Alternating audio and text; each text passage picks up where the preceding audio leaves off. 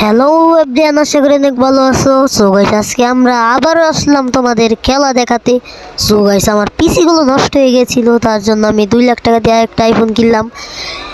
আমি গাইস মনে করেন যে বান্ডেলটা পেয়েছি, কিন্তু গাইস আমি চাপ দিচ্ছি, তারপরও মানে এটা করা যাচ্ছে না। সো গাইস, আমি অন্য মেয়ের ক্যারেক্টার নিয়ে চেষ্টা করলাম, কিন্তু আমার নেট খারাপ থেকে আমি দিতে পারলাম না। সো গাইস, ভিডিওটা না বরাবর আমরা সরাসরি গেমে ঢুকে পড়লাম। ভাই গেমে ঢুকতে দেখি আমার মোবাইলটা হ্যাং করছে, বাকি আইফোনটা একটু গ্রিস খাচ্ছে। মানে আমি ভাই, ও মাই গড ভাই, আমাকে মেরে দিল। সমস্যা না ভাই, ম্যাচটা আমরা জিতবো, কারণ আমি ইউটিউবার, আমি আব্দুল তাল্লার সাথে কাস্টম করেছি, তো তার জন্য ভাই। তো গাইস, ফাইনালি আমরা এসে বললাম ইএমপি আর অমনি।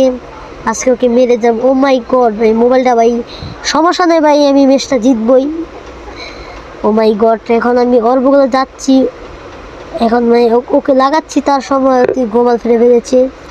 সো গাইস, ওকে আমরা ইউএমপিতে যাতে ওই মর মর মর মর মর। ও ভাই মরে গেছে, তার জন্য আপনারা বুঝে গেছেন আমরা পিচি প্লেয়ার।